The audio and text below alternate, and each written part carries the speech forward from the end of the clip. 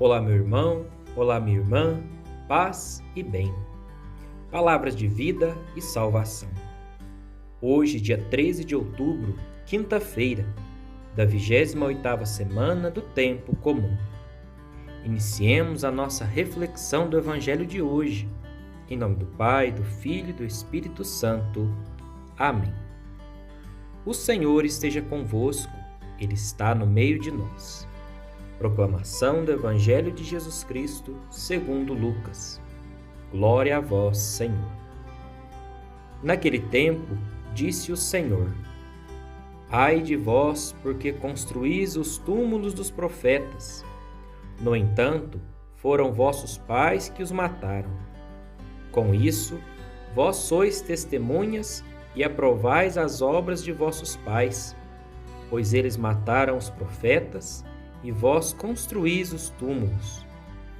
É por isso que a sabedoria de Deus afirmou: Eu lhes enviarei profetas e apóstolos, e eles matarão e perseguirão alguns deles, a fim de que se peçam contas a essa geração do sangue de todos os profetas, derramado desde a criação do mundo, desde o sangue de Abel até o sangue de Zacarias, que foi morto entre o altar e o santuário. Sim, eu vos digo, serão pedidas contas disso a esta geração. Ai de vós, mestres da lei, porque tomastes a chave da ciência. Vós mesmos não entrastes e ainda impedistes os que queriam entrar.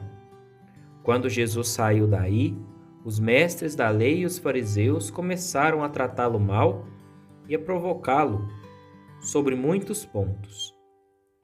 Armavam ciladas para pegá-lo de surpresa por qualquer palavra que saísse de sua boca. Palavra da salvação. Glória a vós, Senhor.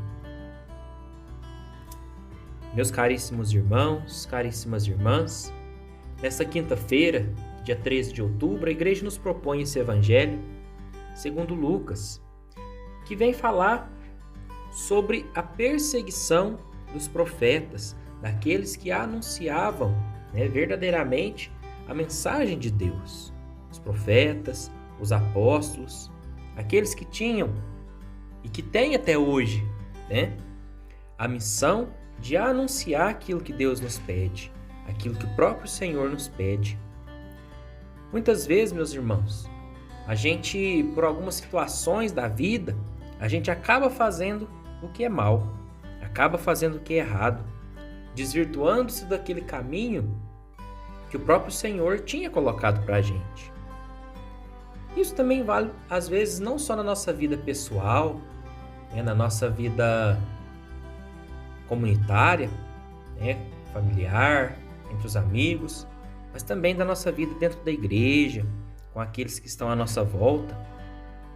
Muitas vezes as nossas atitudes podem vir com uma roupagem bonita, mas se não for feita com amor, se aquelas atitudes não estiverem embasadas no amor, embasadas naquilo que Jesus nos pede, de nada vai adiantar, não é verdade? E muitas vezes essas situações nos levam a ter algumas atitudes erradas. Às vezes na ânsia de querer ser melhor, de querer ser perfeito, de querer ser mais que alguém, a gente começa a ter algumas atitudes erradas, julgar, condenar, discriminar as pessoas. E é isso que Jesus vem condenar nesse evangelho de hoje. Porque ele nos fala aqui, é o que ele fala que o pessoal construiu o túmulo dos profetas. É o dar continuidade naquilo de ruim que os antepassados faziam. Então é necessário mudança. É necessário que a gente olhe para dentro de nós e veja o que é necessário mudar. Se eu falo mal do outro, se eu busco ser melhor que o outro e rebaixar o outro, eu preciso de mudança. Eu preciso desse encontro pessoal com Jesus para que eu possa fazer diferente e fazer a diferença também na vida dos outros. Muitas situações né, que a gente se depara na nossa vida, elas são criadas, às vezes até para tirar interesse próprio. Isso é um grande problema.